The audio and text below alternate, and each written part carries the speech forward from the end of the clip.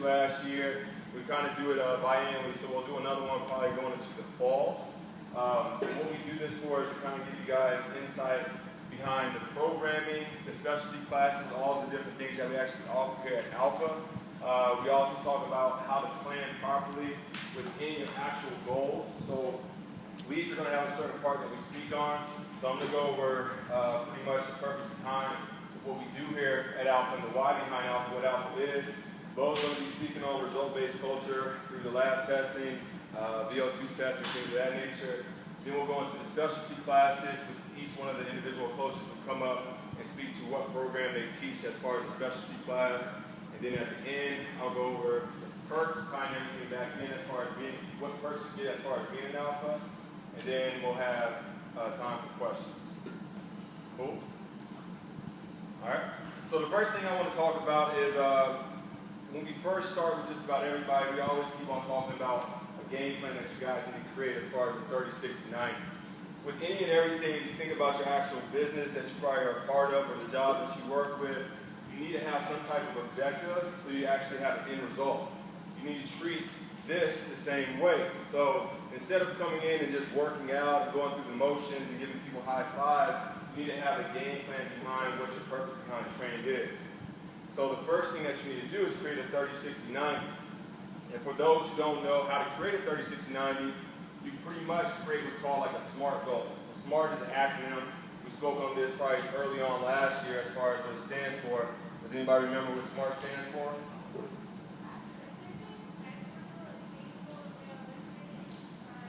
Yes. That's pretty good. I know the background though. All right, so guys, when you actually do a 30, 60, 90, the first thing that she just hit on was it needs to be specific. All right, so specific. I want to lose 5% body fat. I want to be able to do 10 pull-ups. I want to be able to bring my mile time down 1 minute from what it is. So that's specific. Once we have that as far as coaches, we can kind of cater to what you're doing within the program, right?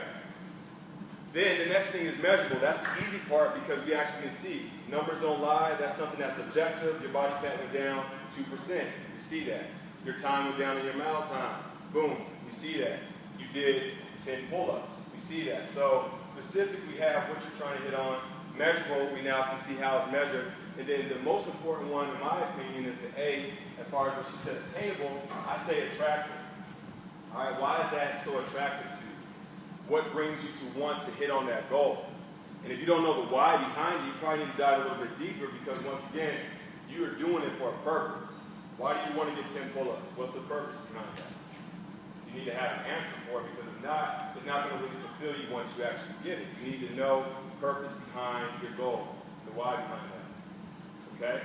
So go back to that S again. So right now, when you're creating your 30, 60, 90, it needs to be specific. All right?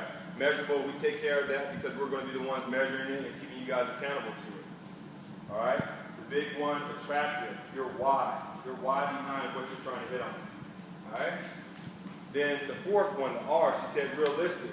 As far as a coach, we're always going to keep it real with you.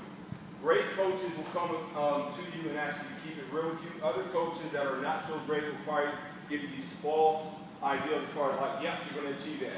All right, so it's the difference between being positive as a coach and being realistic as a coach. So if you came to me and you haven't trained in I don't know how long, a year, then you're saying, all right, I want to go run this marathon that's in March. Realistically, I'm going to say you're not ready for that. We'll work up to it maybe in the fall, right? Typical coach that's probably not as, brain-wise, not thinking as far as long-term, they're thinking probably about income as far as they got a new client, they're going to probably be like, all right, we'll get you ready for March, right? So realistically, we're going to bring you back to reality and be like, this is the time frame that we have, and ideally, you probably will be ready by October. All right? And you should appreciate the coach for keeping it real with you. All right? The last part is time bound. All right? That's the 30, 60, 90. So within the first 30 days, have a goal that you want to hit on. 60 days, goal. 90 days. So now we keep you accountable to the actual time frame. So that's the first part that you need to do as far as foundationally within your actual program is what do you want to achieve within your game plan as far as being here at Alpha. Okay? We don't want it to be a place that you just come, work out, and leave. I've said it before, I've said it in our breakdowns and everything, it gets real old after a while, right? People say, well, we just did squats on Monday, why are we doing it again on Friday? We just did pull-ups, we just did the same movement last week. You're right, right? The same thing that you do over and over, go back to your work. You go to work every day, you probably wake up at the same time every day, you probably have objectives that you need to hit on every day. The goal is to get better, right? Nobody wants to stay stagnant, or what we would call in the fitness world plateau. So you have to now be held accountable and have a game plan behind what you're trying to achieve. Okay? So let's put that in perspective as far as understanding your game plan, because it will be a point in time that you're like, man, this is boring. I'm tired of doing the same thing over and over. And 9 times out of 10 is probably because you didn't ever put up a game plan for us to kind of hold you accountable to. So by a show of hands, how many of y'all have actually sent myself or one of the coaches your 30, 60, 90? Raise them high. Okay? Great. All right. How many of you is the first time hearing about it being a 30, 60, 90? Cool. All right. So now you know, right? So y'all should be able to get that to us within probably the next 3 days. Take some time, think about it, actually put together a game plan so we can kind of hold you guys accountable to it. Okay? Y'all got questions on that? No? All right, so next part I want to go into is understanding the why behind training. So I'm going to discuss 3 different phases of training. All right, the first phase I'm going to discuss is known as adaptation phase. All right, the majority of people jump into this phase. It's exciting. They start to get sore. They're like, oh man, I love working out. This is fun.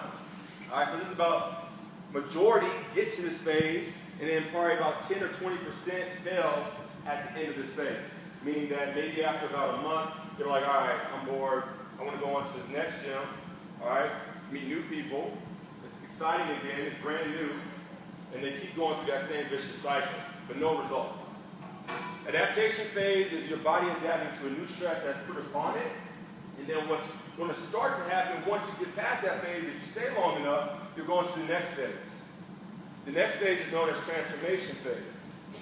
This is usually the most rewarding phase for most individuals. Right? Majority of the population gets to this phase.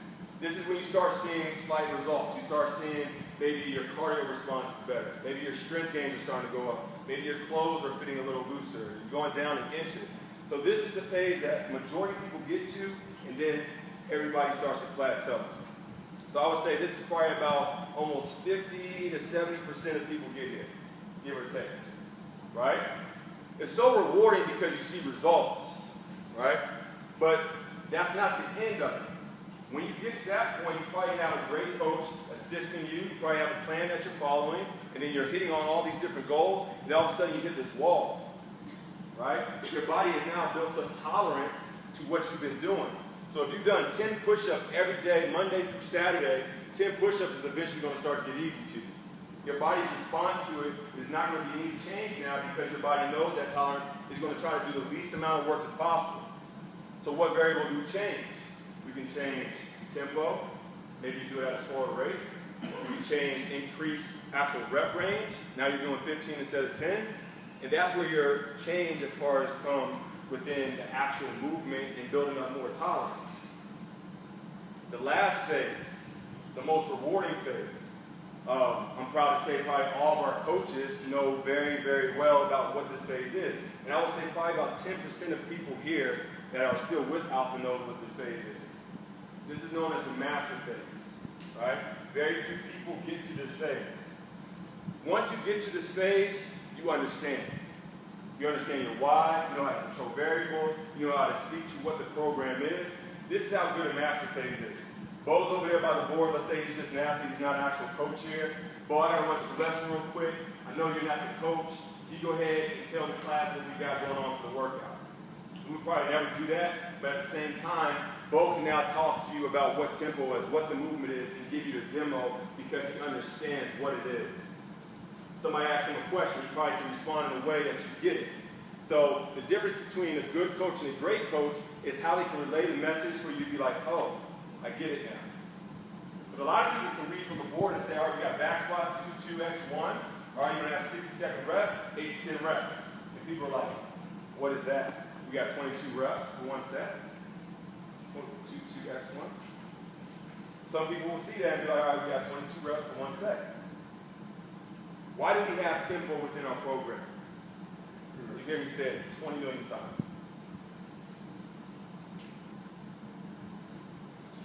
Yes. Muscles under tension, right? Time under tension creates change. So your body knows this tempo right here, right? Now if I tell you to come down for a 3 count, 1, 2, hold for 2 at the bottom, and then come up. That's a different animal there. You're probably not going to be able to do 10 reps like that. The time under tension is going to be key. So let's take that again. Let's say 3, 2, x1. Somebody with good math skills, how much time under tension is 1 rep? You got 6? Yes, it does. X is not 0. It takes a second part to come back up. So what do you got? You got your math on? 7 is correct. Right? But everybody's X is different though. Right? So it could be 8 seconds. It could be 3, 2, 1, 1,000. 2, 1,000. Right? So intent is 1 second, but obviously everybody moves at a different rate. But time under tension creates change. That's one variable. So yes, you did squats on Monday and you did squats on Friday, but guess what variable we changed? Tempo. All right, another variable. Instead of doing 6 to 8 reps, we ended up doing 12 to 14. Higher value, right? All right. Rest. Why is rest key in between the sets? Able to keep your form. I think somebody said recovery. So you're trying to get the most out of the actual movement. So what you've probably been programmed to do is superset, going from one item straight to another. Boom, pull-ups, push-ups, squats with no rest in between. And then what's compromised is probably form and technique. So we're trying to get the most out of the work during that time, during the strength component. You'll have your cardio response at the end when you get to the metabolic condition, also known as our Metcon. So when we say take your time, take your rest, and the clock is going, take your rest. We're not going for the cardio response right now. We're doing it for the strength component. Okay? Frequency. How many times should I come to alpha? What's the magic number? I mean, that's probably the number one question I get. You know, there's no natural answer. Everybody's body's different. The way Bo's body responds versus Dan's body, everybody's different. So I would say maybe a minimum of 3. Ideally, you could come all 6 days. Why? With programming it, you get all the variables in there. Every movement on every day is different.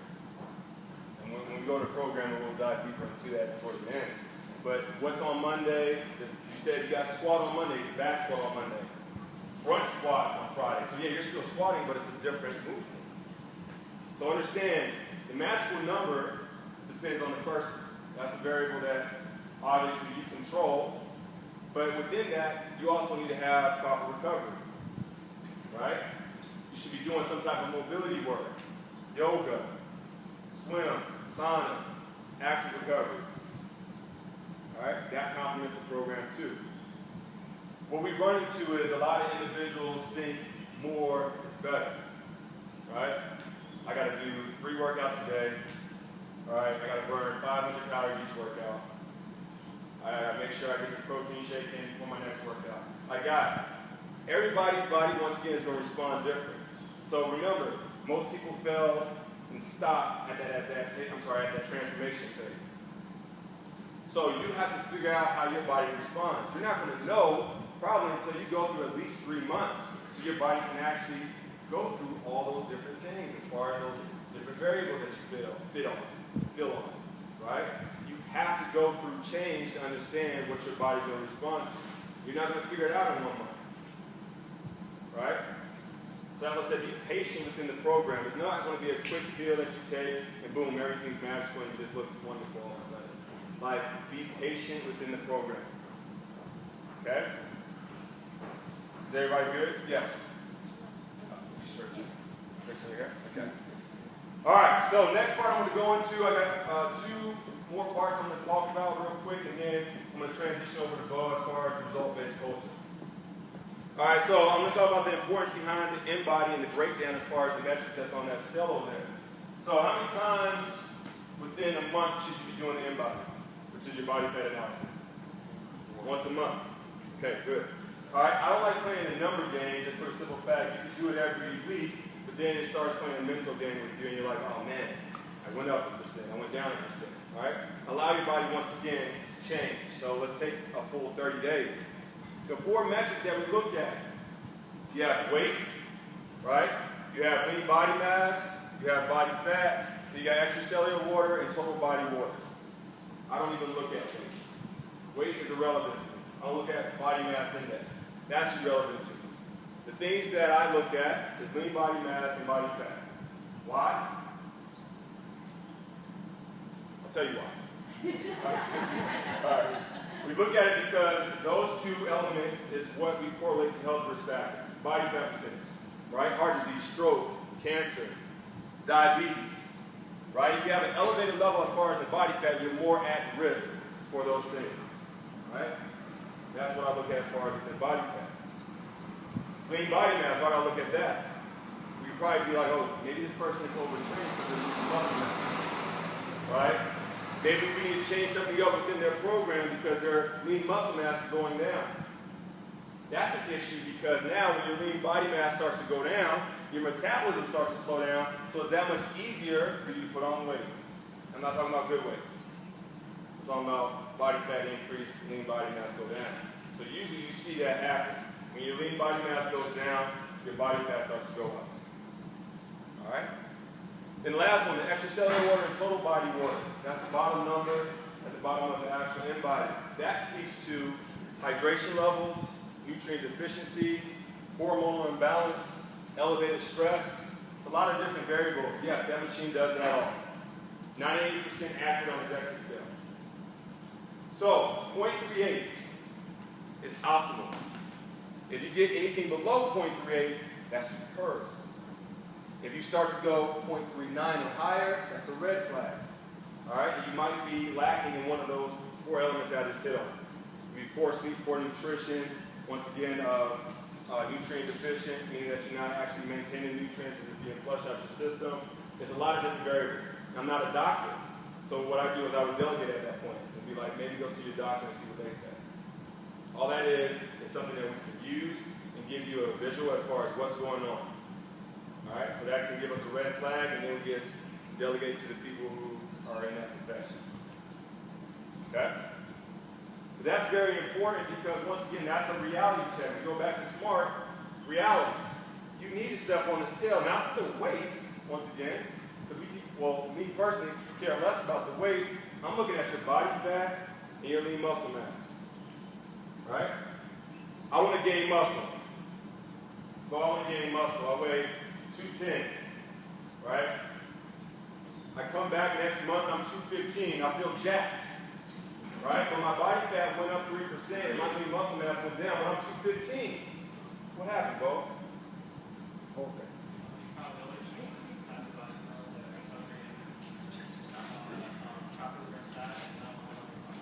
Did y'all hear that? No.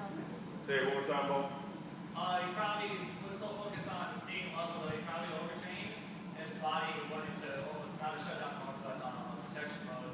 And once that happens, hormones mess up, your body will left with fat, and it'll start using your muscle to try to recover itself. What hormone is released during stress? Cortisol. Nice. Where does it affect males at? I'm getting out hands. All right, females. They don't lie. All right. Usually we'll maintain the weight and it probably starts to show in that area. It's over a period of time, so the more damage you do, it's not going to quite happen immediately, but then when you're trying to get to the result that you want, 3 months down the road, you got to think of you jacked your body up for 3 months, right? So you can't think in 1 month you're going to fix it. The same thing as far as when people come saying they want to lose weight. Let's say they gain 15 pounds or whatever. Even though I don't focus on weight, I ask them the question, you think you're going to lose 15 pounds in 1 month?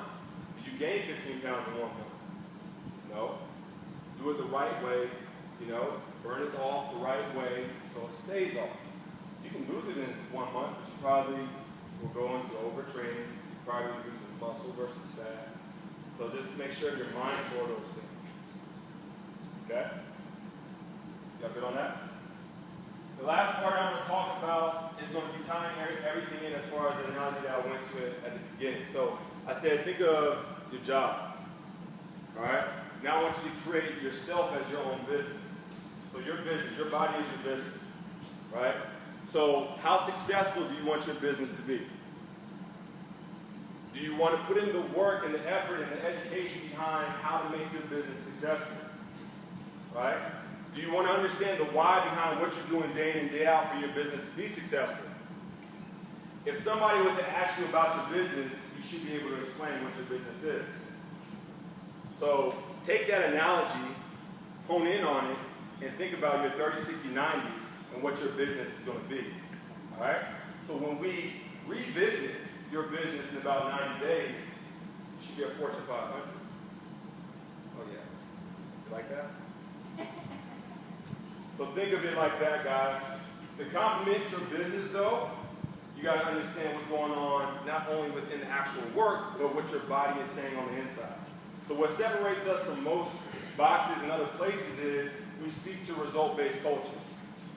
So we speak to how your body's responding to different stresses.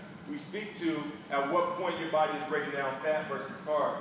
We speak to what actually, as far as breaking down muscles, what that looks like. We speak to what your rest and metabolic rate is and how you can actually achieve more calorie intake. More people should be probably eating more than what you are right now. Blood work, food sensitivity, sex hormones, all those different things that you probably find in a doctor's office who can actually provide. So I'm going to shift the spotlight over to Bo. He's going to go into detail as far as result-based culture. Hi guys. So I'm just going to talk a little bit about some of the tests that we offer here. I'm the metabolic tech here at the box, so any of you are active progressing all the heart rates. Quick story about why I became a tech. Probably about, I think it's 2.5 years ago now, I was a personal trainer at the big box here in Scottsdale. And when I first got there, I was in my orientation. All the trainers, I didn't know any of the trainers, they all knew me as a new guy, and we got to do this test for free. And I had been an endurance runner before this for 7 years. I was decent. I may be kind of calm, but I'm a super competitive person when it comes down to it.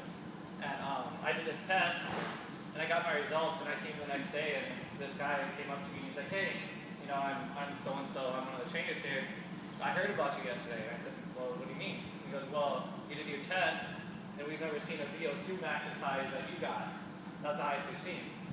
And I didn't really know what that meant at the time. And so I got my test results back, and I guess it was pretty good, right? So I started looking into it, and I'm a huge numbers-based results, right? So anytime we could have numbers to what we're doing, it makes us feel better, right? It's something we could prove how fast was my 10K, how fast was my half marathon, how many calories am I taking in, how many carbs am I taking in. So I was always just numbers person. So I found this test, I totally geeked out on it. As soon as I could get certified in it, I did it the first chance I had. So when I got here and heard about that we're doing it here in a box in a group setting format, I got pretty stoked on it. So that's why I do it here. Just to give you a little review of what it is, the active metabolic heart rate that most of us promote you guys to do has a lot to do with the heart rates that we put up here, okay? So we have our heart rate monitors. It gives us your heart rate, but doesn't really give us any specifics according to what you do, how your body works, and what your goals are, right? So this test takes about an hour, okay? It's on the treadmill. There's a lot of different ways to do it. A lot of people ask why we run on the treadmill, why I can't do the rower, why I can't do the bike. So the reason behind why we have most people doing on the treadmill is we want the least amount of variability possible, okay? So a lot of people go, well, I'm not a good runner, can I row? There's a lot more things that come into using a rower, right? So it's holding pace, knowing how to hold pace.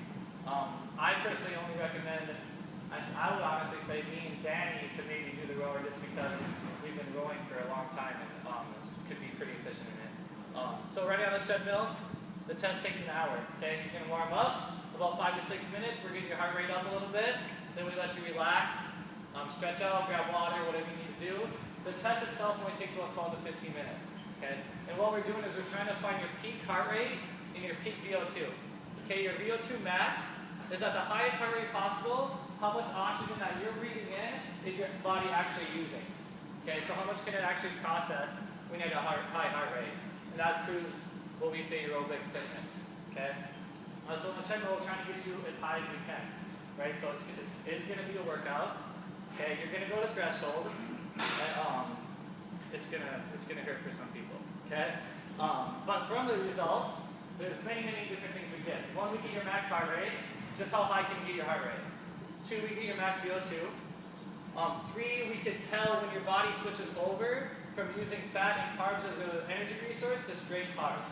Okay, so if a lot of you don't know, fat needs oxygen to turn into energy.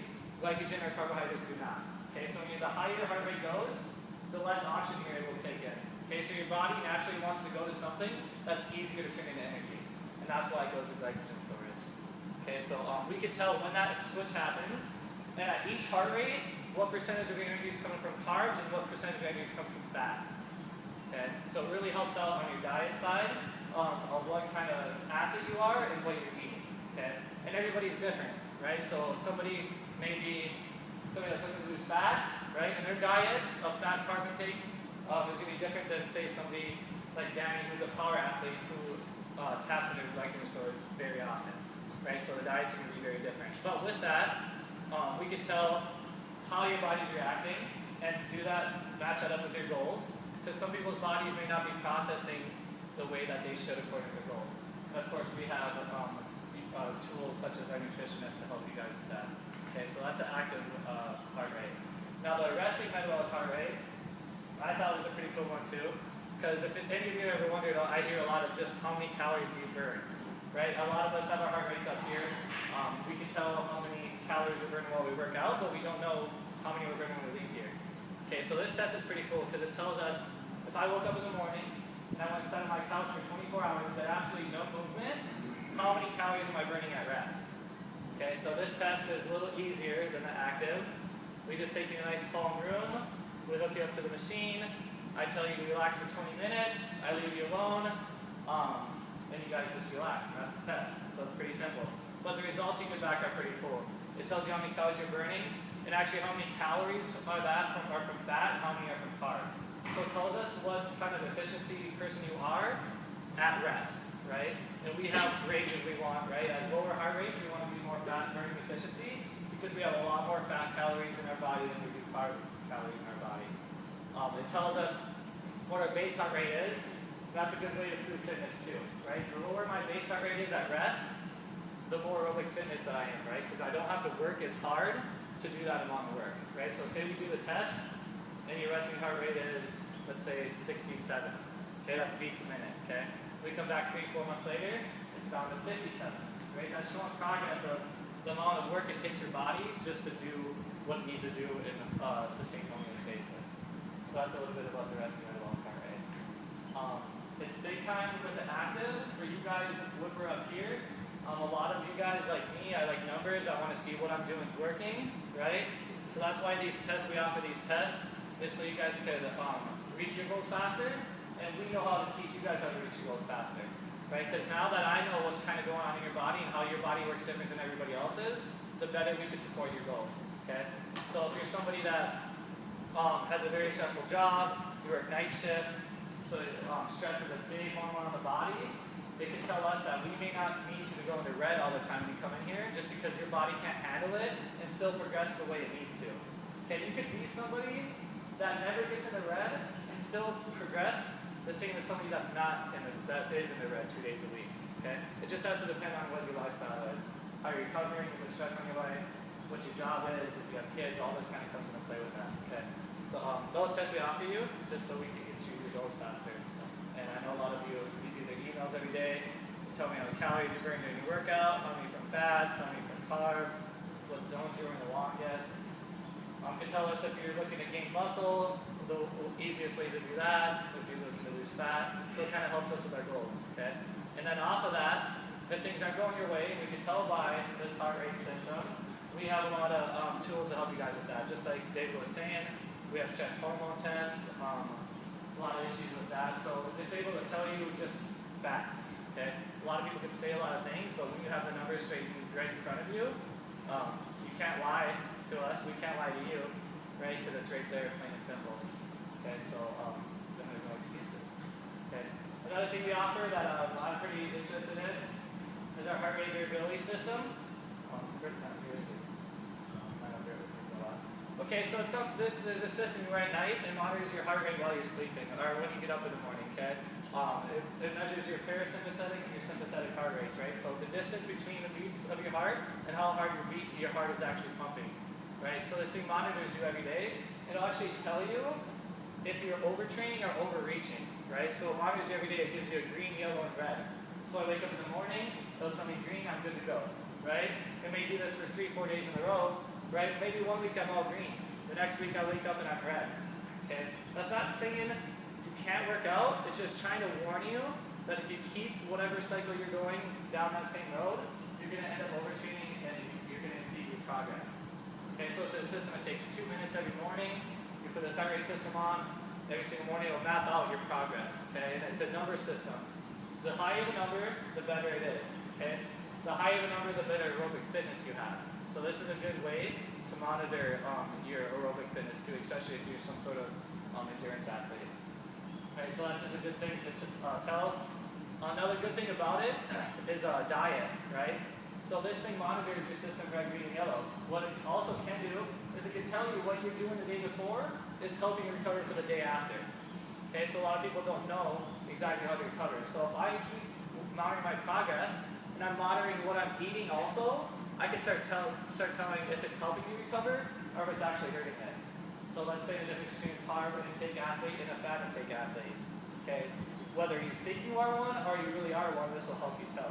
Okay, because if I eat the same thing every night for a week and I wake up and still in the red, that's another way to tell me that something that I'm doing for recovery isn't actually working.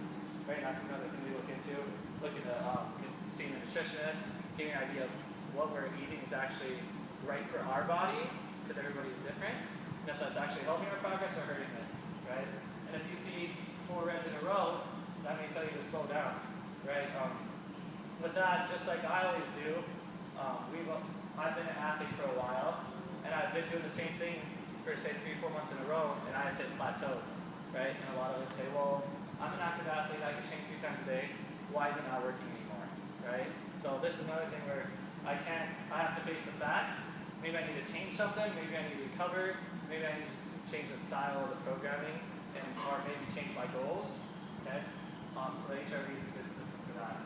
And then just like David talked about, I print out this sheet, I put it back on the back shelf for everybody. This is a list of all the labs that we offer, anything from allergy tests, which I think is one of my favorite lab tests. Brent also took this one. There's a lab test. Well, who else is anybody else taking the allergy test? We've done? Yeah. She could probably attest to you. There's a lot of times where people have been tested and realize that they're allergic to a certain food and they had no idea, right? And it might not be a physical change that you realize, like my throat's swelling up for peanuts. It may be like a digestive issue or just how your body processes certain foods, right? And this could go into anything from weight gain to your skin, how you digest foods, anything like that. So it's a good thing to keep track of. You know, some people realize they've been eating eggs every single day and they're highly allergic to them, and they didn't even really realize it. Because there's different stuff going on in your body that you don't actually feel. It's metabolically or cellular level that you can't really help, okay? That's a good one. And then also, on the back page, all the supplements that we offer, just like anywhere else, we do offer proteins, plant-based proteins, all of our stuff recover, any options that we have, we put on here, and we'll put the prices on here for the deals that you guys get as members also, okay? So, that's that. You guys have any questions about that part? I have 2. What prompts you to stop the active VO2 test? What makes you stop the test? What makes me stop the test? Yeah. Okay, if you're on the active metabolic test, so what I'm looking for is that we have these markers, right? And it goes anywhere from 10 to 1, 10, 20, 30, 40, and it actually hits 1. Okay, what happens when you hit 1 is that's when your body hits threshold of the switch over from straight glycogen storage as your energy level. Okay, so what prompts me as soon as you hit threshold, that's because that's what the test is trying to figure out. At what heart rate does your body switch to glycogen for 100% energy storage? So that's what if I have a test and I tell you, hey, we got all the information we need. If you want to keep going to see if you could hit a higher threshold, that's up to you, right? But what I'm looking for is just that straight switch over from when your body goes from fat to carbs to straight glycogen storage. Okay? My other question is about protein. Do you guys recommend a certain type of protein, like whey versus soy versus plant-based, or is that based on each? It's just based on individual, right? We turn to a specialist, right? Have the nutritionist help you with that because everybody's different. Some people's bodies don't handle whey good. Some people's body doesn't hurt them as much, right? So it's just based on the individual and what your opinion on it is too. Okay. Good. Yeah, so real quick before we transition, we're about to go over how the program is written out. He's going to be coach to speak to what the day is. I'm going to have Farm come up. I already kind of prepped her because she just recently went through her food allergy test, so she can speak from her actual experience. So you know it's just not us saying you should do this test. She went through this, so she wanted to have a better understanding as far as what foods work for her body. She met with Julie Brown, which is our regional registered dietitian. So I'm going to have Farm speak a little bit as far as our experience. So, I've been saying for a while, it's like, you know what, there is some muscle under this glove. So this glove I want to get off my body, but you know, it's not just that, it's, I felt like I was having some issues with, you know, fatigue and some bloating, some more gastrointestinal kinds of issues. So I was convinced that maybe I have a gluten sensitivity. Well, I took advantage of the food sensitivity test. It was totally worth it because I got all kinds of results back. So it just so happens I'm not actually gluten sensitive. My biggest sensitivity falls under this baker's yeast and brewer's yeast. Who knew? Okay, so what that basically means, I mean, there's a whole list of foods that fall under that category that I'm sensitive to. Not necessarily that I have yeast in my intestinal tract, but I could get there, which of course leads to inflammation and all those other things that David spoke of about diabetes or cancer or any of those terrible diseases, right? So anyways, but I really got an education because I went home and I started looking at what's brewer's yeast. I mean, the very first thing, what do we think of? We think of like beer, right? Well, I'm not a beer drinker, but there is like a ton of other stuff that falls under that. And one of the other things are any kinds of foods that are fermented. Well, what was interesting is for a long time I always used to drink that kombucha. Have you guys heard of kombucha? So it's like this fermented tea, but it's supposed to be really good for your gastrointestinal, get rid of the toxins kind of thing. And we'll come to find out that that is a fermented food that falls under the yeast sensitivity. And I remember we always read articles about, the superfoods, what's supposed to be really good for us. But you know what? All those things that we read about what we should be eating doesn't necessarily mean that it's good for you, unless you go get very specifics on your own body. And so that was really helpful for me. So I would highly recommend it. You get ideas on what you're highly sensitive to, moderately, and lightly sensitive to. And then you work out, a same plan where you may eliminate those foods for maybe 3 months, and then you start to slowly reintroduce them back in and see how your body is affected by that. So it was good. It was a good education for me.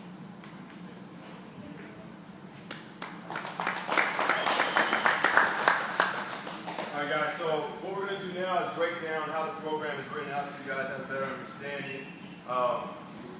Mondays and Tuesdays, Danny's day, and he's going to go over what we're looking for there. Wednesdays and Thursdays is Bo, and then Friday and Saturday is mine. We'll pretty much go over what we're doing and what we're looking for here, and and then we're going to go into our specialty classes right after that. Okay, so Danny's going to come up now and talk about Mondays and Tuesdays. And y'all can see the movement is on there and what we're looking for in the energy system. All right. So guys, Monday and Tuesday, like David said, are my days. Starting on Monday is an absolute squatting day. All right, and I have to explain two sides because I have fitness and sport on both days. Well, it's a mix in one day, and so does David. But so I have fitness and sport. That absolute squat is going to look different for fitness and for sport. If you're in fitness, right, our goal, or my goal, is to give you more volume to get you better at the movement. So the newer you are at the movement, the more work you're going to do on it, the more reps you're going to see so you can perfect that movement. Okay? For sport, you're going to see lower reps, okay, and heavier weight. Because your body should be in a good position.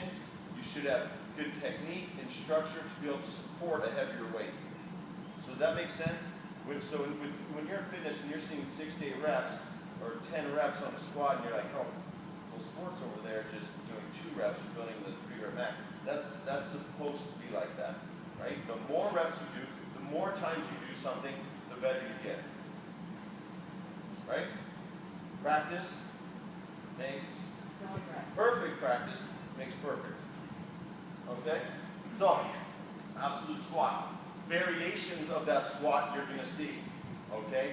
To switch it up. But ideally, the more times you do something, the more times you see it, the better you're going to get.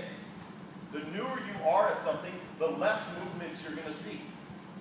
It's just the nature of the beast. That's how you're going to get better at those movements. Every Monday, you're going to be squatting. Yes, because we want you to get better at squatting and get better with mobility in those positions. It's just how it is. Right? You're not just going to see different things on every Monday. Every Monday, you're going to see an absolute squat. Front squat, back squat, not the overhead squat. Just because of mobility and structure and positions, you'll rarely see that. Never see that in fitness. And see it a few times in sport. Because we can't really go absolute. Okay, I want to build leg strength, glute strength, hamstring strength, and core strength in this position. Okay, you can't load up over a squat heavy enough to do that. All right, horizontal pull. All right, ring rows, inverted rows, all types of dumbbell rowing, all types of pulling from a horizontal position. All right, and a million variations of that. Same thing. Fitness is going to see more reps, all right, and sport is going to see heavier weight, okay?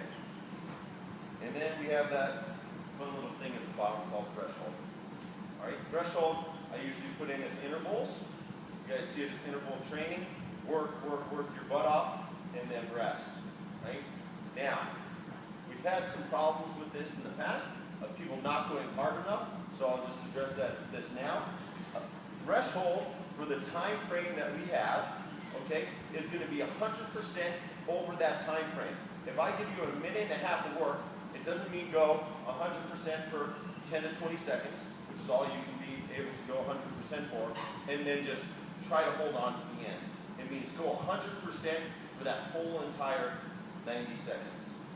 Okay? When you get done, you're done. Right? With the 3 minutes rest, it's an incomplete rest. You should not be able to recover from a 100% effort in 90 seconds in 3 minutes. If you do, you did not go hard enough. Right? And I think that's a big problem that we have with the threshold.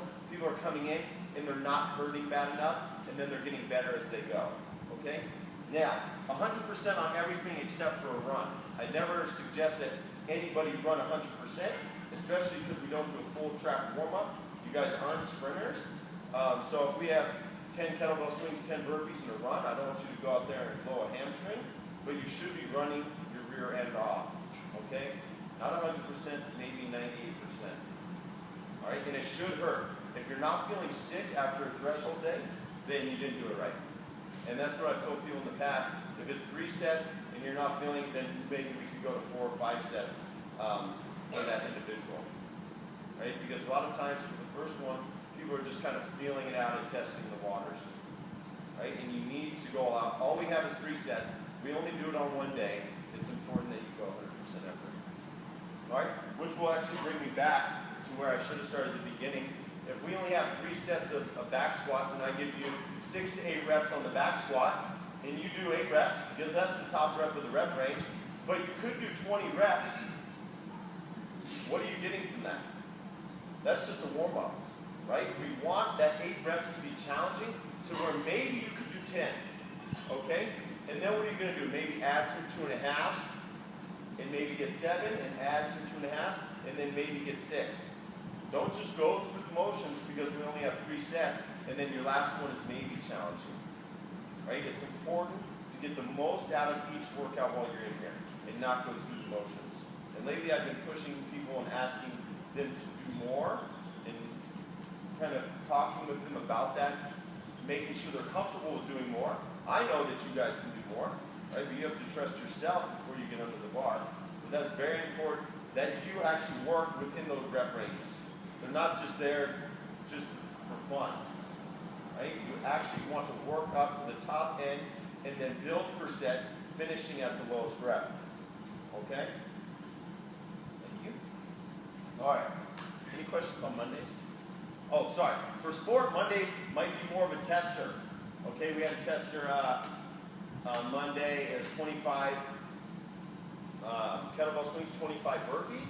And I gave that to sport because they should be able to keep that high pace throughout, right? I want you guys to stay up in threshold throughout. For fitness, I gave you work and then rest, right? A lot of people looked at the workout and saw the sport workout, and I heard a few people didn't come because they're like, oh boy, 25 kettlebell swings, 25 burpees for 3 rounds. Yeah, that's a lot, and you're not going to have that on a threshold day. Bo might give you that on his day, right? But that's not going to be a threshold. Because for some people, you're going to have to slow down, right? Because you just can't go any faster, right? And we want to keep that pace and turnover very high. All right? For Tuesday, it's a bend, right? Since we shifted the program, we changed when we were squatting and bending, because some people come Monday, Wednesday, Friday, different days. So we shifted the program. And we changed that about, what do we say, every 8 weeks or so? So now we only have 1 bend day. Okay, we used to be bending more. Bending is deadlifting or pulling off the floor, good mornings, any type of hip hinging, squatting would be knee flexion, right, bending the knees. So we have 1 bend day. So I have the task of trying to mix that up. So it could be heavier bend, but ideally I don't want to go absolute bend after absolute squat. It's just not the best idea. So I have to make that work perfectly so that on bending day, you guys just had, for fitness, just had snatch, grip deadlifts, which is actually setting you up for proper technique for the snatch. You're just not reaching over with wide hands and standing up. But that's going to limit the amount of weight you can do because of the position, right? So I'm not just asking you to load up and max out on the deadlift. In fitness, we rarely ever do that. If you built it to a heavy one, it'd be a lot of reps, okay? More volume, less weight. For sport, you guys had some back grip deadlifts, right? Your grip is going to be the limiter in how much you can do, okay? Vertical press, shoulder press, strict press, push press for fitness, and then getting into the higher technical movements for sport would be push jerk, split jerk, but any variation of those would work. I'm just trying to give you guys different things to touch on, right? So to keep you happy and also stay within the program. Single arm work is very good. Push press is good, and I'm going to start adding that for fitness more, just so you can get the feel of how it's supposed to be using the whole body. And then strict press is one of my favorites too. But it's all about positions. And I think all of the coaches speak on that. No one cares how much you can do if you're not in a good position. Right? And I'll talk more about that when I talk about the Olympic weightlifting. But position is going to be everything. All right? If you've got the lean back and pressing, we don't want that. We want a nice tall position, structurally sound for all the movements. All right? And then a CP grinder. Usually when I give grinders, it's going to be a gymnastics or a weightlifting bottleneck, and this is something that we need to talk about. It should be challenging.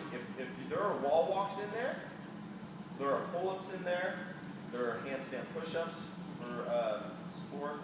Any movement that's meant to slow you down, right? And I think we all kind of have the same issue with this. All of us want to go fast and finish the fastest and have the highest turnover, and all we worry about the time, and we don't want to have to wait. This is meant for you to have to sit around and wait. If we give you strict pull-ups, think about someone that can do a lot of strict pull-ups, and we say 10 strict pull-ups. I give you 10 strict pull-ups the first time. Come back the second time, I might not be able to do 10 strict pull-ups.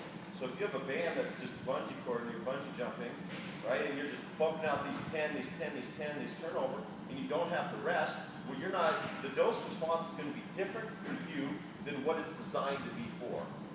Okay? It's meant to slow you down, and that's why when we say heart rate for grinders should be goal, because you should only be able to do 1 or 2 reps and then have to wait. Does that make sense? All right, so wall walk's the same thing.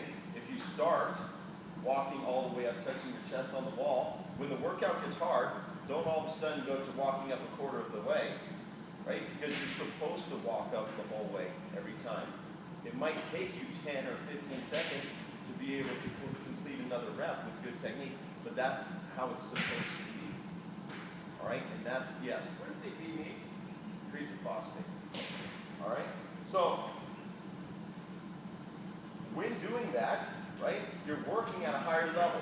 When we're doing deadlifts, and we give you that, and I want it to be the bottleneck with good technique, right, the weight should be heavy enough that you have to break it up.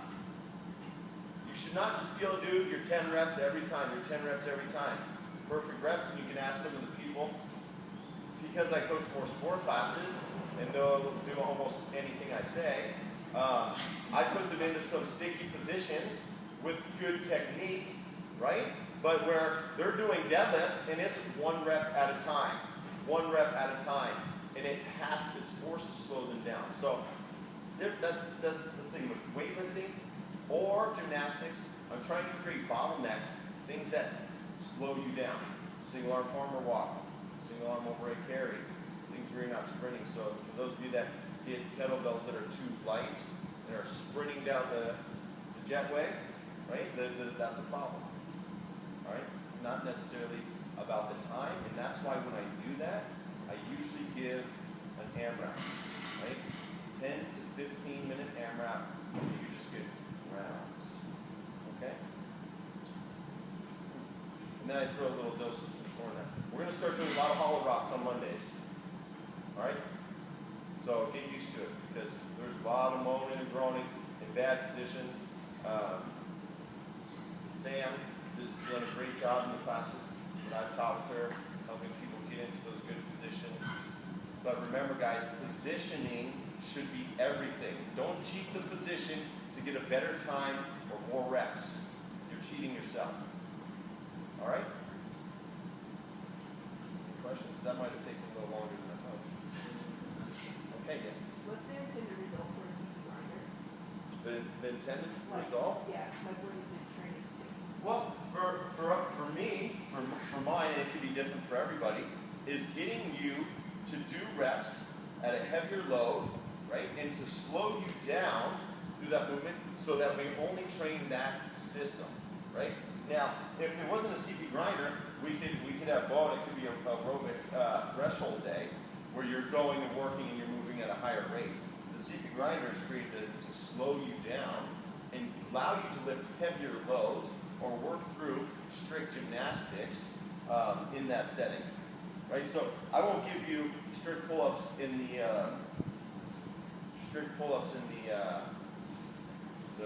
strength piece and then give them to you in the Metcon, right? It's allowing you to do some of that work in the Metcon. Did that help? Any other questions?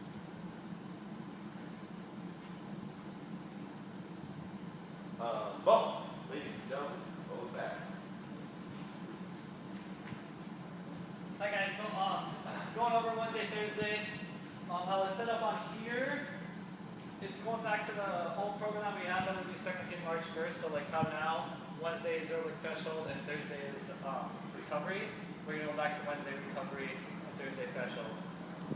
One, because when I first started designing it, 3 days of going hard is taking a lot out of people, so that break in the middle of the week is good. Okay, so talking about, first of all, mobility and recovery on Wednesday. Okay, we program for you guys to be able to come every single day, and we really want to make sure that if you are those people that are coming every single day, to do the programming how we have it programmed. Okay, for those of you that come 2 or 3 times a week, it's a little different for you, but the program is set up for those of you that want to come 6 days a week and still get progress. Okay, me as an athlete, there's a lot of times where our coach or my coach will tell me after 12 weeks, he says, you need to do a week of doing nothing but mobility and slow aerobic movements, right? And I'm somebody that's been training a lot of different systems for 10 plus years, and in my head, I'm like, what do you mean take a whole week off, right? But he's my coach for a reason, and I trust him, and he knows my goals and knows what's best for my body, right? So I take a whole week off. Okay, so for you guys, we try to program this in for you, but you have to take advantage of it to see progress the fastest, okay? And I had a lot of years where I trained 3 times a day in different various things for 7 days a week, right? And I was still seeing progress, but that progress was probably 1% better every 4 months.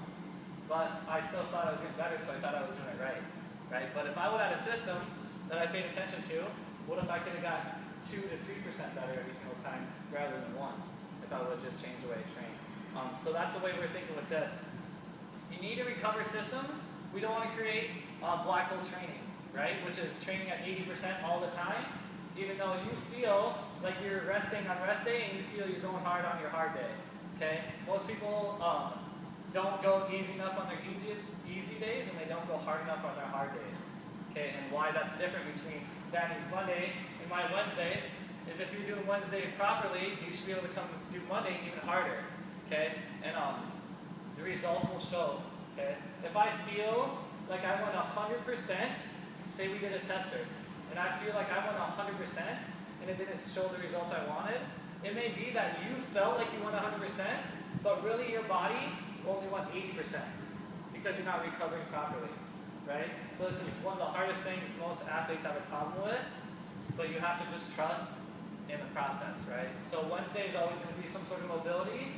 We switch it up between hip mobility, shoulder mobility, different types of stretches. We have band extraction work. We have, our 50-foot stretches. We have our wall sit.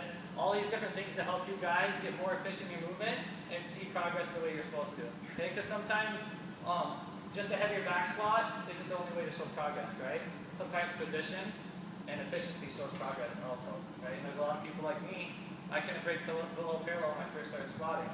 I couldn't put my bicep on my ear when I first started doing overhead, right? So these are movements that we all face, that we all want to help you with, right? So we spend the first 20, 25 minutes stretching some stuff that most of us don't really want to do on our own time because we feel if we're going to spend 20, 30 minutes doing something, it better be something that's getting my heart rate up, right? So we try to make sure we know that about you guys and make sure we take advantage of that, do our job as coaches, and make sure you guys take advantage of that too, okay? Then aerobic recovery. When we say yellow and green, it's programmed very lightly, but you have to listen to that too. If we say it's yellow and green, please stay yellow and green, right? So we're not trying to impede you.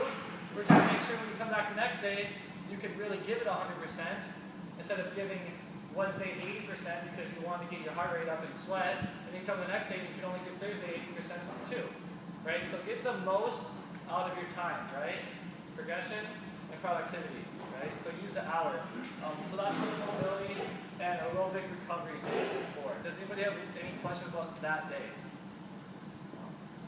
Okay, and then going into Thursday, which is aerobic threshold, single leg vertical pull. Single leg vertical pull, I'm a big fan of single leg stuff because I've had an injury where my right SI issue for a year, and I needed a lot of single leg work to make that better, right? And a lot of us in the fitness world, if we've been at other gyms, if we've been with a lot of other coaches, what I've noticed is we always do something always involving both. both legs, right? Or both arms.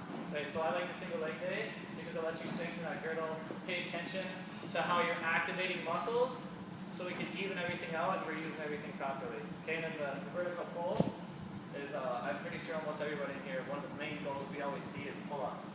Right, so that's just a day we focus on vertical pull, we switch it up between hand grip, what muscles that's working compared to, over, under, the tempo, right, negatives, eccentric, using bands on some days and not using bands on the other days, and why we don't do that on those days. Okay, so that's, there's some days when we use bands and we want assistance to help strengthen you guys learning the correct positioning of actually pulling up through a pull-up, right, hollow body, keeping your shoulders retracted, and sometimes we need to let you use bands for you to learn what that feels like, right? There's other days where we don't want you to use bands because we are trying to strengthen the muscles it takes to either pull yourself over the bar or let yourself down from the bar in proper position without hurting yourself in the bottom of your pull-up, okay? And then aerobic threshold. Like Monday, we're trying to get you into a threshold, but it's a different type of aerobic threshold, okay? It's something that's going to get your heart rate to the peak heart rate. And this is for me, I want to test how long you can stay in aerobic threshold, right? How well is my fitness and aerobic base helping me, okay? With movements in that, it's a little different than the anaerobic threshold on Monday. I'm looking for high turnover movements that aren't going to do something where I only do 5 reps and I have to rest like on a CP grinder. Okay, so it's going to be high turnover, kettlebell swing, something that's going from push-pull to really fast, or my favorite, horizontal to vertical really fast, like the burpee. I know there's a lot of people that despise the burpee, which I did too, but as a coach, it's a very good movement. It teaches stuff that you don't know what's going on, like your heart pumping blood to each organ, right? The difference between horizontally and vertically, and adjusting that, right? It involves all your muscle groups, it involves all your joints bending, and what I always say is the longer, as I get older, the longer I can get myself off the floor, the better life I'm going to be able to live, right? And burpees is one of those things that keep you moving, making sure you can use all your joints properly, and get the right positions. So that's why you see movements like that, kettlebell swings, and maybe running at 400 between rounds to keep your heart rate up and see if you still do kettlebells in that aerobic threshold, burpees, box jumps, wall balls, stuff of that nature that's going to allow you to keep a threshold and stay there and not have to rest and come out of it, right? And just see how long you can stay in it to kind of test your true fitness of that aerobic threshold. Does anybody have any questions on any of that? Cool. Everybody stand up real quick. Yeah, y'all falling asleep on me. All right, stand up. It's going to be 3 claps together, and then you say boom. Ready? Go. Boom. All right, wake it up. All right, guys, last little part. I'm not going to hit on the same thing that Danny already spoke on grinder and low on aerobic already. So pretty much on Friday, what we're hitting on is squat again, but it's not absolute squat, so therefore the rep scheme will probably be higher, 8 to 10 reps. All right, and then you have what's also a horizontal press. So that's like a bench, an incline press, a push-up, one of those different motions there. All right, and then on Saturday, you're going to end up having mobility. Once again, mobility we now have 2 times a week. So definitely, if you're not getting in on Wednesday or Saturday, you need to probably try to get some mobility in with one of the coaches if you don't know what that is. And also, once again, getting on the yoga, right? So mobility, and then we call that fun day, aerobic day. So it's usually like a partner workout, a team workout. It's where you guys kind of have fun. You do still pay attention to the actual heart rate, but at the same time, we don't want you to die, we want you to have fun. Like today, tag off, helping one another out, pushing one another. It's like a team atmosphere on Saturday. Bring your friend, your family, your kids, and just have fun on Saturday. And then Sunday, obviously, is a recovery day. Okay? Now I'm going to transition into specialty classes, okay? Within specialty classes, I'm already up here. I'll go over black and yellow real quick. So alpha, black, and yellow, what that consists of is core stability and balance. So what we do is we have a motion ball maybe involved, TRX involved, Viper involved, body weight movements involved. It's very rare that we'll use any kind of weights whatsoever besides the body weight. If we do, it's probably going to be a kettlebell, all right? What I do within that actual program is create more muscle recruitment. So therefore, when you're on an unstable surface, it causes little muscle fibers to start to fire off. So this is our stable surface. I put you on an unstable surface, you start getting a little wobble, baby leg, right? So now you got to be able to track correctly and fire off the muscles that we're trying to hit on within that class. It also exposes weaknesses too. So if you're on the grocery ball and I see this the whole time, I know that the whole adductor, inner thigh, all that's taken over, and you don't know how to activate the glute. So it exposes a lot of weaknesses. That's on Tuesdays and Thursdays at 6:30. All right, I know the demand for it. Right now it's at 6:30, Tuesdays and Thursdays. All right, so that's my class. Danny's going to briefly go over ABC, which is Alpha Barbell class. That's coined by Bo. He created ABC, Alpha Barbell class. All right, guys, so I'm going to make this quick. The barbell class is Tuesday, Thursday at 6 p.m. and then Saturday at 8 a.m.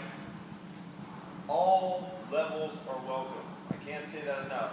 A lot of people are like, oh, that's not for me. Oh, so we start with PVC pipes, going through progressions and over technique. That is the main focus of the class. Yes, everyone wants to hit the PR and do this, and sometimes we'll have a little fun, but usually I'm trying to pull back on the reins, right, so that we could have perfect technique, all right? Perfect, perfect, perfect. So that is the focus. All levels are welcome in that class, all right? Liza over here has tried it out. She can't get enough now. She's got to fit into her busy schedule with her 3 yoga classes, alpha, black and yellow, and everything else, right? She's got to find that balance, okay? Now, we do not do any Olympic weightlifting on the fitness side, and I love that. I love it. Half of you guys don't even need to know about it, need to do it. It's not important for you, and I love that we don't have it in there. You're not forced to learn and put your body in positions that don't mean a thing to you, okay? Now, and that's important. If you're interested, you have the option to come to the class where all we focus on is Olympic weightlifting. You don't have to worry about the Metcon, you don't have to worry about this or that. It's only Olympic weightlifting, right? So you have that option, okay? For those of you that are interested in doing the sport classes coming onto the sports side, it's required that you take at least one Olympic lifting class per week. Now, during that class, I am doing a lot of teaching, going over progressions, working on positions and movement. During a sport class, when we have a warm-up, we have some strength piece, we might have some Olympic weightlifting in the strength piece or in the Metcon. There's not enough time for me to teach you those positions, only time for me to coach. So when I say, guys, we're doing some hang cleans, I expect you to know what that is. And if you don't, I may ask you just to head a little north to the fitness class until you're ready to come back, right? Because it's a sport, it's important. I don't want anyone to get injured. I don't want anyone to work through bad technique or force you guys to do 30 clean and jerks for time if you've never done a clean and jerk, okay? That's very, very important for everyone to understand. Safety is first with technique, okay? So, any questions on any of that? All right, so there's no reason that you shouldn't come there. All right, now we will start going over some touch and go stuff, which means just repetitive movement back to back to back to back. Because in the sport class, you are going to see workouts like maybe 30 clean and jerks per time, or 10 clean and jerks. Bo just had that workout. What was it? 50 double under, 10 clean and jerks, or sorry, 15 toes bar, then 10 clean and jerks, right? And we want to stay in good positions the entire time, okay? It's for everybody. I'm going to have Kristen Roof come up just for 1 minute. Yeah, you didn't get out of that. Just to talk about her experience, she has been doing it from the very beginning, and I thought it'd be important for you guys to hear what she has to say about her experience and how that has helped her with the Alpha class and her journey. Loud enough for everyone? Yeah, so Ruth, you can call me Ruth, everybody else does. I started Alpha, actually not here, I started it when I lived in Austin, Texas, and it's been about a year and a half now. In Austin, all we did was lifting. There was no, like, Metcon stuff. There was really very limited aerobic stuff because we did it in the big box. And I loved it. I fell in love with it. I had been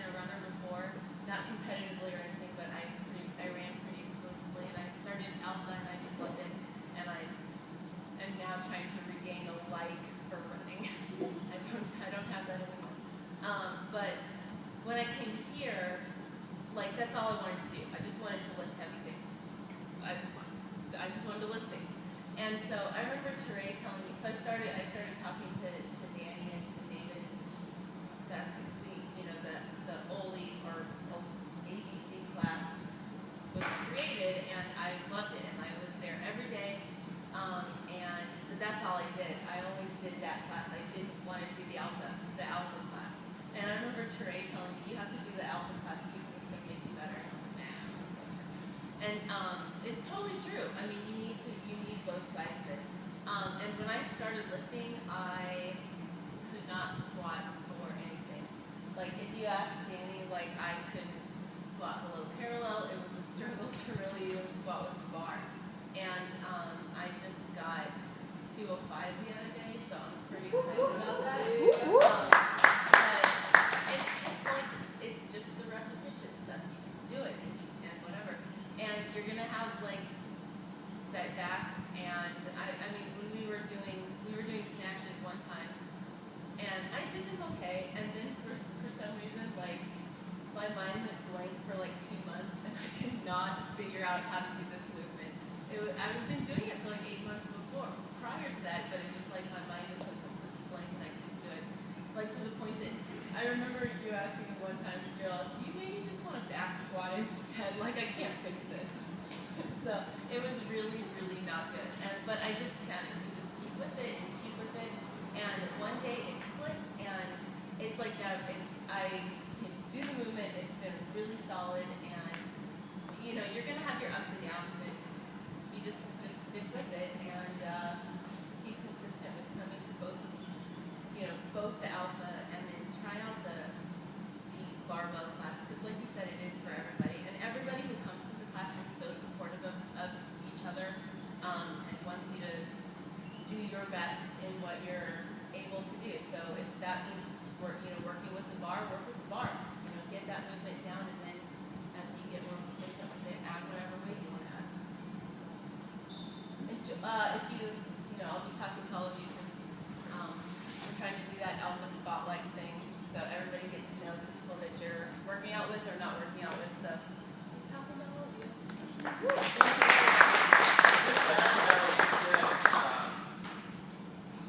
She was in a bit of a bad place with the snatch. Everybody is at a different level within the class. Some people may be snatching from the hang, some from the floor, some might be squatting, some could do a clean, right? Not everybody is doing the exact same thing for the force two. Dan, all right, 1996. Wasn't born that year. I was 30 in 1996. Thanks for pointing that out, man. Appreciate it. Hey guys, just so that you know, I'm fairly new to this type of training. All right, I come from a sports-specific training background. I've had a chance to train a lot of young kids at the high school, the collegiate level, in sports-specific training. And it's very different than what we do in here. So when we talk about being a master trainer, I certainly, when it comes to alpha, am not a master trainer. But my goal at this gym is to help people become better runners so that you can manage the running within the Metcon, so you can manage the running during the workout. So many people think that it's just agonizing to be out there and running those 200s or those 400s. For some of us, it's a rest. It's kind of interesting. We're good at some things, we're not good at other things. But when I get out there and I start running, it's like, oh, active recovery, man. This is great. Just put me out there every time, and I'll be able to recover from the things I'm doing in here. So a few things that you guys heard today, setting specific goals, repetition. I heard a quote a while ago that you don't know how to do anything very well until you do it 10,000 times. All right. There was a discus thrower in the 80s named John Powell. He said that he wanted to throw the discus 30,000 times a year. And I thought about that, and it's like, wait a minute, man, that's 100 throws a day if he's taking breaks on the weekends. I would throw the discus when I was competing 24 times in a workout that took 45 minutes. It's like, if this guy's throwing 100 times a day, he's out there all freaking day. So repetition is the key to sports, to specific sports, but it also is the key to your fitness. It's the key to understanding these lifts and doing them correctly. I'd like to just tell a quick story about a specific goal. I was a young athlete. I was All-American in college. I won some state high school championships. I got invited to a clinic. It was the first ever VISA decathlon clinic. We hadn't had an Olympic gold medalist in the decathlon since Bruce Jenner in 1976. And in the early 90s, VISA came on board and said we're going to create a program to try to win the decathlon gold medal. Well, I was invited to the first ever clinic. And I can remember being at this clinic. We got coached by some of the best coaches in the world, and we learned about hydration and all this other stuff. And one morning we were having a gold medal panel where we were getting to meet all the Olympic gold medalists from the United States. And I was pretty excited about it. We were in San Francisco at the time, and we had 5 existing Olympic gold medalists at the time. Bob Mathias won in 48 to 52, Bill Campbell won in 1956, Wafer Johnson won the gold in 1960, Bill Toomey won in 68, and of course Bruce Jenner won in 1976. And I remember before going into this meeting thinking, man, I'm going to meet gods of the sport. These are the greatest athletes in the world. You know, Bob Mathias played Tarzan in the 1952 movies. And these people were just idols to me at the time. And as I walked in the door, I was very disappointed because they were just men. You know, Bob Mathias was old, and Milt Campbell was extremely fat, and Bruce Jenner just looked different. So it was just like. But as they began to talk, I heard their stories and I understood what made them incredible people.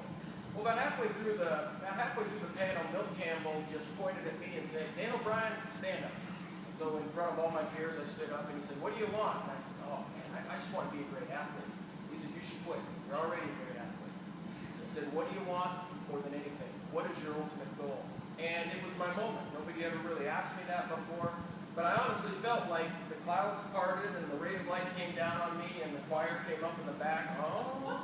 And I stood there and said, you know what, I want to be the Olympic gold medalist in the decathlon. I want to stand on the podium and call the world's greatest athlete. And it seemed like at that time, my life began. My path was clear, and everything I did from that moment, every lift, every meal, everything had purpose. And so we might not know what our specific goal in here, but if you do, it's a lot easier to achieve those things. I read something earlier that a bad plan is better than no plan. I thought that was kind of interesting, and I agree with that. Why? Because people have a very difficult time getting started. Step one is just get in the gym. Just show up and start working out. We're here to give you the perfect plan, all right? But if you don't have that specific goal, or you don't know exactly what it is you're doing, just show up and keep showing up and get the reps in. You'll figure it out. All right, so in the running class, just a few facts here. More than 20 million people in the United States run recreationally every year. That makes it the largest participatory sport in the country, believe it or not. More than soccer, baseball, you name it, people are running. And over the last 10 years, believe it or not, more women have run than men. So last year, I think 21 million people ran, and 11 million people were women. I love running because I think it's really the core of all exercise. It's the core of all sports. All right, and if you can run well, it makes a lot of other things. It makes a lot of other things in your life easy. I'm going to put up my new program here. A lot of people come and ask me about running. Oh man, I'm having trouble running. Can you help me with my form? Can you help me can I help them make running a little bit easier? And I said, yeah, sure. So I had 2 classes a week on a Monday and Wednesday. I had quite a few people in class here and there, and then everybody started coming on Wednesdays and not Mondays. And then I said, well, let's shoot for Saturday. People have a little more time. Well, nobody came on the Saturday class because there's a lot of things going on Saturday. What I'm going to do now is I'm going to have class on Wednesday night, 6 o'clock. All right? If you can make it, please join me. We'll work on technique. We'll work on the fundamentals of running. We'll do some interval training. We might even get together and do some long distance running. But more than that, I'm just going to give you guys information, all right? There's going to be a new board over there. You can see it. It's sold by the Glute Hand machines. Running your first 5K. What should your form look like? Myths about stretching. I've got 3 workouts on there that if you want to work out on the treadmill, there's a 20-minute treadmill workout. There's a 45-minute treadmill workout. There's an hour treadmill workout. All right, so that information will always be there. I'll probably write up 2 or 3 workouts. If you can't come to my class, maybe you want to do one of those workouts in your off time, or maybe you want to, do it on a Sunday or something. But I'm gonna probably show up on Monday night and do drills and run myself. You're welcome to join me, but Wednesday night will be the class, okay? Of course, I'm gonna hype running. Just some facts, general facts about running. I think it's the easiest way to burn calories, okay? So this is a lot of work, but this an hour of general work, and now we're not talking high level. On a stationary bike, you're gonna burn 369 calories, all right? 1 hour, nobody's gonna get, you might get on a bike for an hour, but running for an hour is very difficult, okay? Rowing, just easy rowing, not high intensity level, great rowing like Danny or Bo might go. You're gonna burn 379 calories. Circuit training, 450 calories per hour. Stairmaster, believe it or not, 500 calories an hour. Walking, 350 calories an hour. Jogging at 6 miles per hour, 550 calories an hour. All right, that's 10-minute mile pace. All right, that's about that fast. All right, 10-minute mile pace is pretty slow.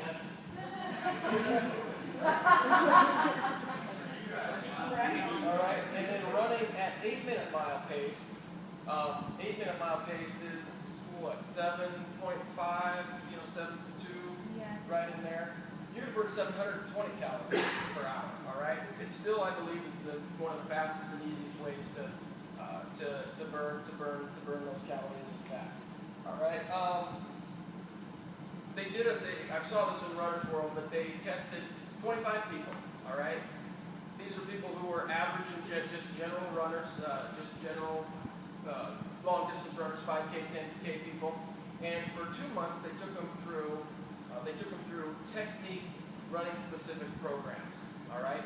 And then after that two months, at the beginning they ran a mile, and at the end they ran another mile, and they saw a 7 to 10% increase in speed because of the technique and the drills that they used over that 2-month period. So that's what we're going to do in the class. If you got any questions, just ask me. I'm around all the time, and I'll be more than happy to help.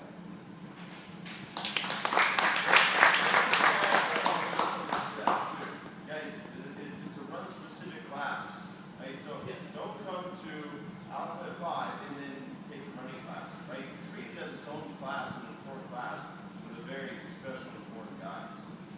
Because I've seen other classes when everyone was so exhausted from the workout that no one could even run.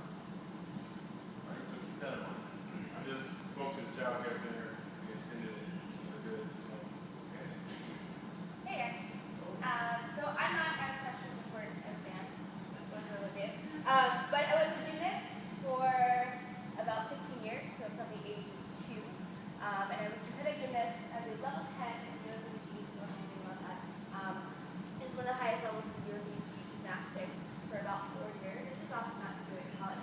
So what I'm going to be doing with you guys starting in March, on Saturdays, there will be a skills class. It's essentially a gymnastics class.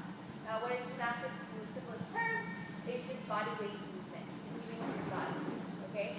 Now, the benefits of this class, its main benefit is kinesthetic awareness. What is that? That's just body awareness. Knowing what your body is doing while you're moving through space. Okay, so if you've been coached by me, you've probably felt me tapping on you a lot, right? So that's helping you know what position your body is in when you're moving. Okay, and that's why you see a lot of hands-on coaching in gymnastics. The other benefits we have are core strength, upper body strength, core stability, upper body stability, hand support on the floor, okay? Mobility, flexibility, coordination, balance, static balance, dynamic balance, okay? And all of that is not only going to help you with gymnastics movements, but that also translates to other movements that you're doing in strength with, right? With Olympic lifting, with powerlifting, with dumbbells, kettlebells, right? I pretty much attribute my success in Olympic lifting, competing nationally, to my gymnastics background, okay? Knowing how to move a barbell came from me knowing how to move my body first, okay? So what will you find in the skills class? You're going to find a lot of handstand work on parallettes, on rings. You'll find pull-ups, kipping pull-ups, butterfly kipping pull-ups, leading to muscle-ups. A lot of static holds on the ring, static holds on parallettes, static holds on the floor, okay? How to do handstand walking, how to hip flip movements, toe bar, all those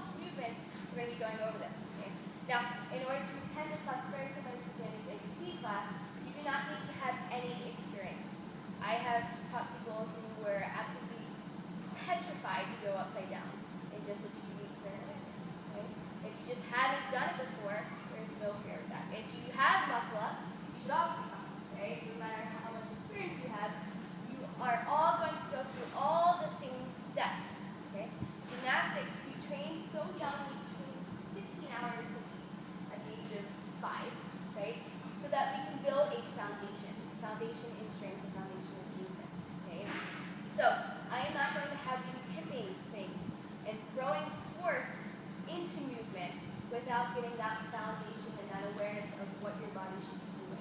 Right? You should be keeping muscle ups if you're not sure even the positioning for the strict muscle up. We're working with a few girls with that right now. Yeah? Keeping, so you see when we did like kipping to a bar for swinging back and forth, it's pretty much what we call making things a little bit more efficient. So kind of handstand push-ups the other week, people were tapping their knees and kicking. Alright? So that's the other thing is with this class, we're able to slow movements down and perfect form, or near perfect form, okay? And technique in understanding the movement before we go into a Metcon, right? And have to do it at a faster pace. Because what we always see, you're always going to lose some form, right? In a Metcon. When you're adding that speed to it and that time component to it, you're going to lose your form. But if we already start with like 100% form, perfect technique, you're going to lose some of that, right? But you're going to be in a much better place. You're not starting at 100 and going to maybe 80% rather than starting at 50% form and ending at 25% form, right? Because then what happens, you get into bad positions and you end up with injuries. And this class is about safety, okay? And being able to perform and stay healthy and injury-free for as long as possible. Now, even in the simplest terms, this carries over to just everyday life. You want, like David said, there you go. You want to be able to stand up out of a chair when you're 85 years old, right? As simple as we can put it into terms, you want to know how to fall, right? If you trip, you should know how to roll. You should know what your body is doing to save yourself so you're not going to get injured. All right? So everyone should do it as well. Cool. Questions for this class? Yeah. All these extra classes, are they part of our membership or are they an additional cost? Nope. All for your membership and it'll start on Saturday. What time? Saturday, 10 o'clock.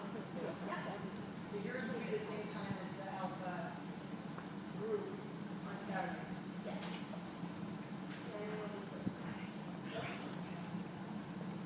But there's also a 7, 8, and 9 alpha on Saturday. As I was saying that, I was like thinking that. Yep. And there won't be, similar to the ABC class, there won't be a Metcon in this class. It's all skills. So if you're like, hey Sam, like I'm really exhausted, then you just stay at your own pace. And that's what we do every week. You're going through each step. No matter what step you're on, if you're 10 steps ahead, that's fine, you'll work there. If you're still beginning, you're there. Okay? And it's all based on how you're doing. Anything else? Cool? Hey guys, just real quick before Sam finishes up, I've had a chance to work with a lot of young kids, and it's really amazing. Kids that have a gymnastics background, up until, even 8, 9, and 10, they are so far ahead of other kids at that age that don't have that background. And then they go, even if they don't continue on gymnastics, they go play soccer, baseball, they can do push-ups, and they can do a couple pull-ups. It's just absolutely amazing. Those kids, people say, what should I get my kid doing? Get them into gymnastics when they're young so that they can handle their own body weight and have that kind of balance. So we're gonna bring up Bubbles to go over the yoga side. Do not leave. I got something that's gonna blow your freaking mind. Don't leave. Is it Alpha shirt? It might be. Ah. I'll be short and sweet. Booty, booty, booty, booty. Yeah. Hi. Okay, so, real quick, I was like thinking about this. I came into here, I grew up dancing, and then I definitely have a endurance athlete background, and I am a yogi now. And I came in here kind of intimidated, and I came in here too because my teacher, who also teaches here, John Salisbury, told me, Bubbles, you have all this flexibility, but you don't have any strength. So you should give Alpha a try. So I did, and that's why I'm here. And I'm here to testimony that it has completely made my yoga practice so much better. So I'm so stoked about that. Quick question. So if you guys are doing say front squats or any kind of squatting position, maybe some of you have trouble getting your heels to the ground, or you have trouble with ankle flexion, yoga is going to improve that. So yoga definitely is going to improve your mobility and range of motion.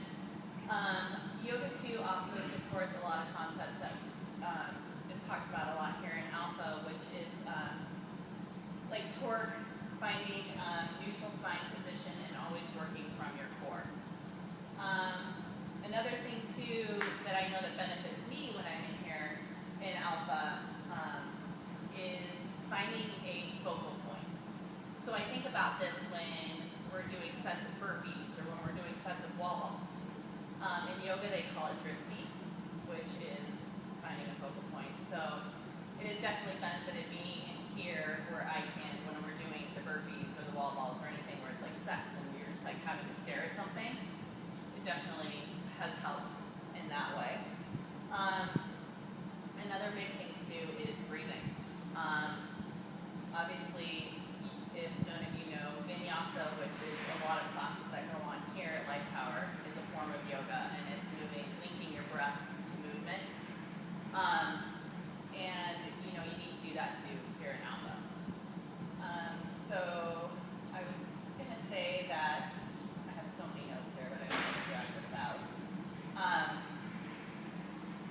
Working with your breath is like moving deeply through your diaphragm, which is gonna help you like sustain with movements here in Alpha too. And I've also realized for me, like on days where we do threshold workouts, and our heart rates get higher and our breathing tends to get a little bit more panicked, that I've also known that yoga has helped me because it's able for me to get to that place where I can slow my breathing down and I can make it through these workouts without being like all the time.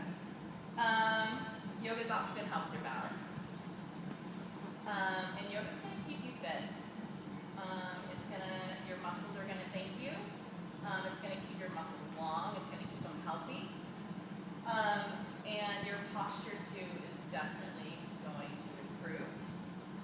And another thing too, I mean, Alpha is such, you know, we're always doing hard workouts here and there, and maybe sometimes you feel that you leave here and you're still like have so much energy or you're still like ramping to go. Yoga's kind of the opposite. Yoga's going to give you that time to relax if you let it. Your body will just thank you, your mind will thank you. I know it can be kind of intimidating to go into a yoga class, but it's also how it is maybe when you first started here. It was intimidating to come into here. But just be you, go in there, try it. You don't have to be flexible. Always as a teacher, I'm always hearing, I'm not flexible, I can't do yoga. Well, yoga's going to help you with that. I'm just going to use Bo as an example. Bo is obviously an incredible athlete and does a lot of weightlifting.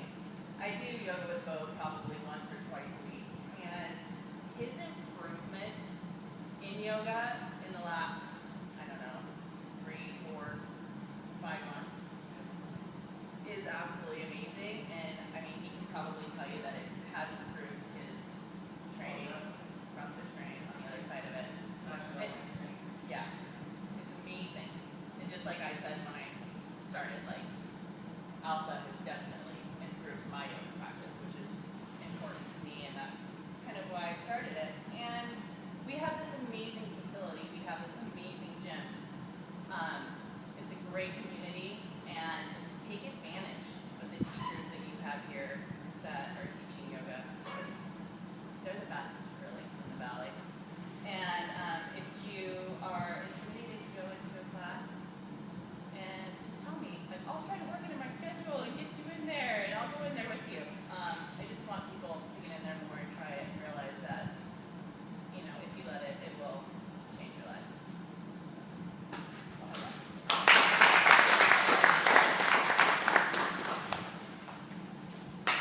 Last part. Are you ready for this?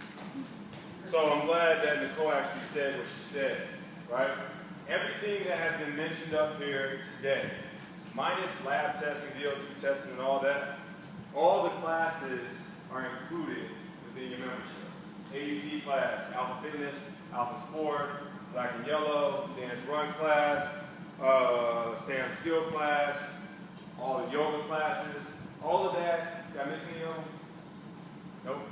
It's a lot though, right? All of that is included in your membership. Take advantage of it. So, just to blow your mind just a little bit, you talked about business earlier as far as your business. One of my mentors back home told me, when you see value in something, cost is never an issue. When you see value in something, cost is never an issue, because you know what the value of what you're getting is, right? So when I look at the coaches and the team that we have composed, we got the best coaches, in my opinion, in the nation. Don't get me wrong, knowledge-wise, we always are constantly growing and hungry for more, so that's what kind of gets me even more excited about working with these guys. They are not satisfied with what they know right now, they want to know more. So you got the best coaches, you got the best yoga instructors in the Valley.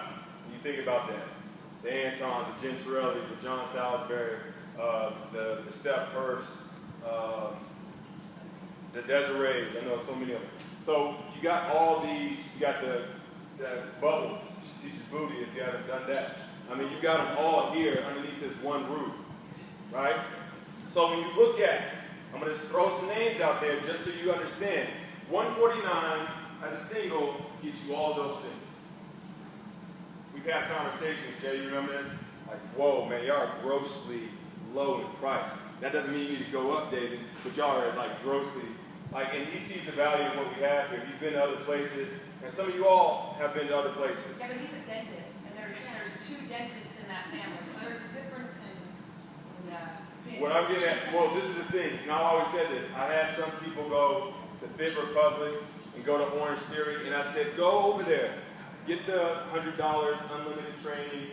Get your heart rate up on the screen. That is a formula that is not true by numbers. And have a great workout.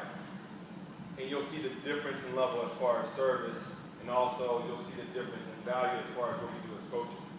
So sometimes you have to literally go on that roller coaster and get that feel for yourself to understand what we're talking about.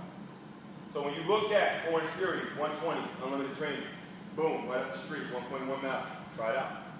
I'm telling you, go try it out, right? Fit Republic, you get TRX, you get bar, you get yoga, you get cycle, you get CrossFit for 110 unlimited training. Go try it out, right? The Village, 166. That's just your membership.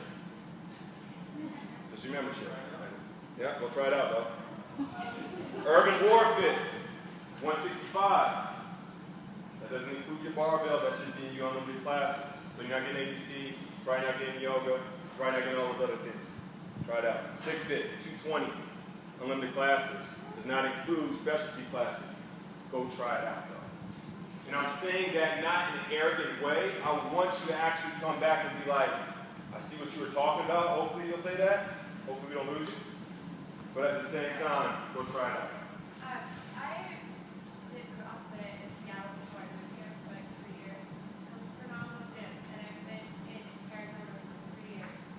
And because I came from such a fantastic space, I kept looking for something better. And I've done the Orange Theory, I've done some of the CrossFit show, but this is far and away the best place to be for level of knowledge, facility, and the opportunity for you to follow your interests and really make it personal like that. Doesn't cost you anything extra, and you don't have to go anywhere else to balance your practice with some yoga or learn more about your body and gymnastics. Everywhere else, you're going to have to be filling those niches on your own, and it's not like put together in a package for you. So I just appreciate that. I've been here for a while. I can tell. That means a lot. I think what 2 weeks, maybe? Yeah. 2 weeks. So that, I mean, that makes, I'm pretty sure all the coaches feel good as far as being here in 2 weeks, and she already feels that energy from the experience that she's already had in the past. Well, and I drive like half an hour to be here. Me So- too. Yeah. So that says a lot right there, guys. So, major announcements now. Here we go. So you now know that. At the end of this month, if you have an Alpha One single membership, you will exclusively be locked in here, meaning that you'll have access just to this facility with all those things I already mentioned. You have the opportunity, if you want to, that was created back in January. It's called Alpha Elite. I already said sent the email on. Alpha Elite now will allow you to have access to 105 clubs around the nation.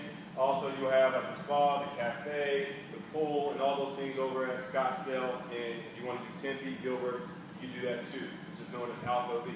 So that's appealing to some people, but I just want to let you know that's out there now. All right, you also are aware of the LT Bucks that was now created as far as January of this year. So, now Lisa, she comes in and she refers a friend, she gets 50 LT Bucks. What can she use for her LT Bucks? She wants to get one of these tests done. Every dollar of an LT Buck goes toward the actual real dollar. So now her DLT test that costs $99 is now $49 for LT Bucks. So that's our way of actually now incentivizing you guys in the sense of growing what you guys love to be around day in and day out. But now we kind of reward you for doing what you're doing. You get some of those things that you value that's going to help heighten your training. VO2 tests, the rest of the log tests, all the lab tests. You can actually apply LT Bucks to as well. All right, gear.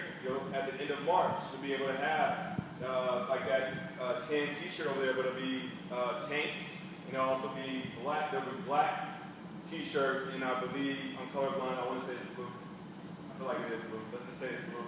Blue tanks. If it's a different color, you know why. All right?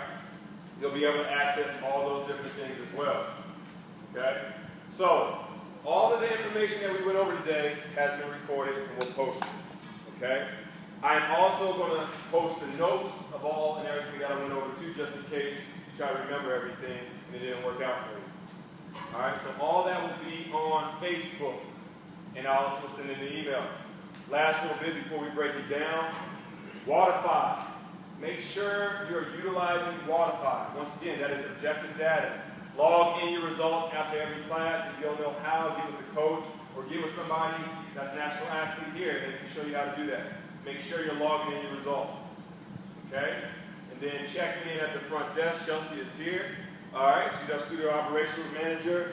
Make her life and her staff, as far as the front desk staff, a little bit easier and acknowledge them at least versus this. All right? Just say Freeman, David Freeman, or even more, have your card and just scan it. It takes 2 seconds. Okay? Badge policy you guys know about. That's my last little bit. Danny, did I miss anything? Bo, did I miss anything? Sam? All right. Thank y'all for your time. We'll post this video up on YouTube. Let's bring it in and break it down.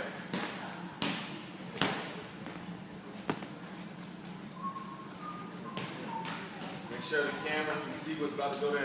Oh, something's on it. Yeah, it's low battery. Uh-oh. I can see it left. Chelsea, what are you doing? Chelsea, break it down. Oh, guys, check the camera. Come back. Come back this way. Now we're on camera. All right, here we go. All right? You guys go get a 2-second picture after this. All right, touch hands, guys. That's the point. Okay, here we go. Out on 3. Out on 3. 1, 2, 3. Out.